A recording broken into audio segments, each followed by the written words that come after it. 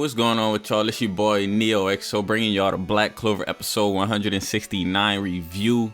Before we get too deep into it, make sure to subscribe and leave a like. So this episode starts off with Noelle waking up in Elysia, and this is the new village of the elves. It looks very cool. We see Patri saying this is the real reason that they were in this era right here, because you know, back in the day they got annihilated and basically their whole tribe of elves just got like put to death. Y'all know what happened. That was like a very emotional moment in Black Clover. But anyways, they still got a couple left and they're rebuilding in this village right here, Elysia. And in the anime, this looks gorgeous. In the manga, it looked gorgeous as well. And I'm really glad the way they animated this. I think this is a very fitting village of the elves. For those of you who do not know, it is located far in the strong magic region inside the Heart Kingdom. So this is like a little secluded village. Now, some of y'all are probably wondering why they are now friends with Noelle and the gang, you know, because like Vettel really tried to kill Noelle earlier in the series, but like Vettel really just chilling now, like he not even tripping.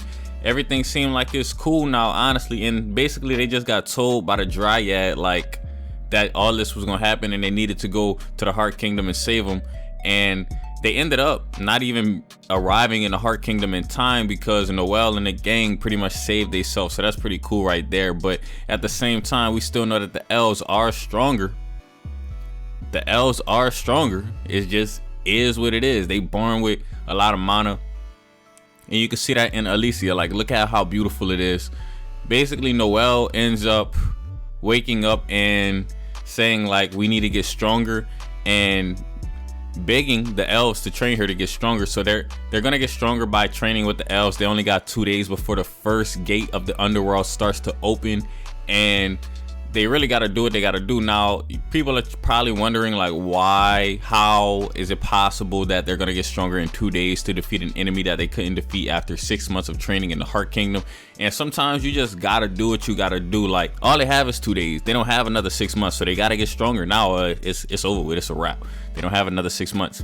Another cool part I want to touch on is Nero having a flashback. It kind of bothered me and it kind of didn't at the same time, because she had a flashback to where Tetia was still alive after the attack on the elves, you know, at the wedding.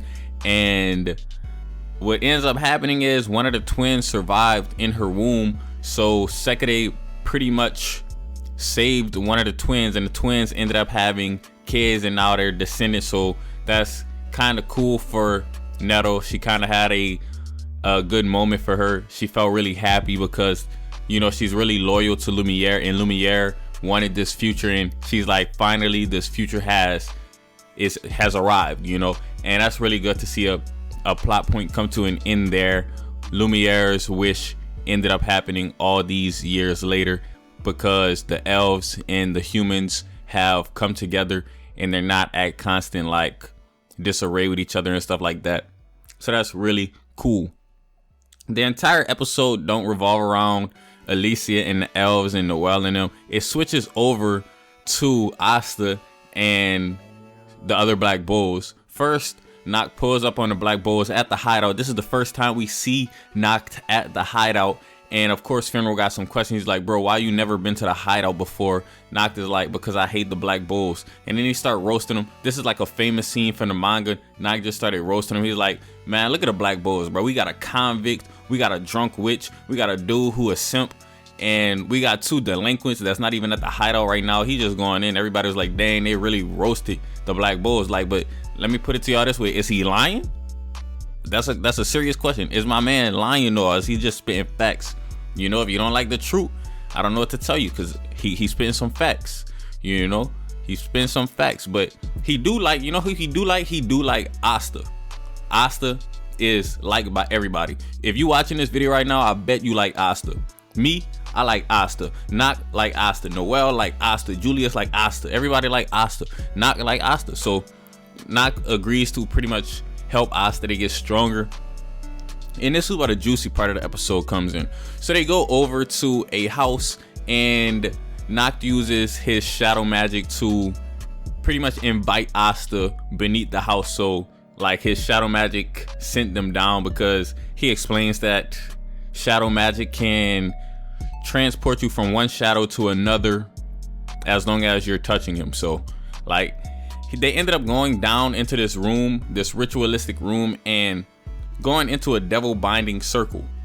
Usually to get the devil to come and summon him in within the circle, you would need some type of relic or something connected to the devil. But Asta's existence itself is connected to this devil, especially considering his arm is literally for the devil right now, as far as we know. So the devil pretty much comes out as soon as he's summoned, and we get to see the first look of Leeb's true form. Even Asta was like, okay, so this is your true form, because remember when we first seen Leeb, he was like a big huge devil, but like that was just an illusion. This is his true form right here. He's basically the same size as Asta, so they go good together. Now what ends up supposed to happen is Asta's supposed to fight him and basically win and control the devil, but Asta is too nice for that. He like, nah, we don't need a fight. And Leeb just trying to attack this man, and Asta and Noctis like, this dude Asta tripping. What is he thinking? He's about to die. And Asta's like, nah, he's not trying to kill me. I could tell from sensing his ki. And then Asta's like saying pretty much, just because he's a devil don't mean he's a bad dude. And that gives Leeb a flashback to Lysita. That's the first look we get of Lysita in the anime. I really like the way they did it. She looks good in the anime, and that's where the episode ends off. So next episode we gonna have another banger. Hopefully we end it off real nice. And so far the Spade Kingdom arc is flames. Hopefully they keep it up. But anyways, hopefully you guys enjoyed the video, and if you did, go ahead and leave it a thumbs up, comment, and subscribe. As always, it's been your boy NeoXO, and I'm out.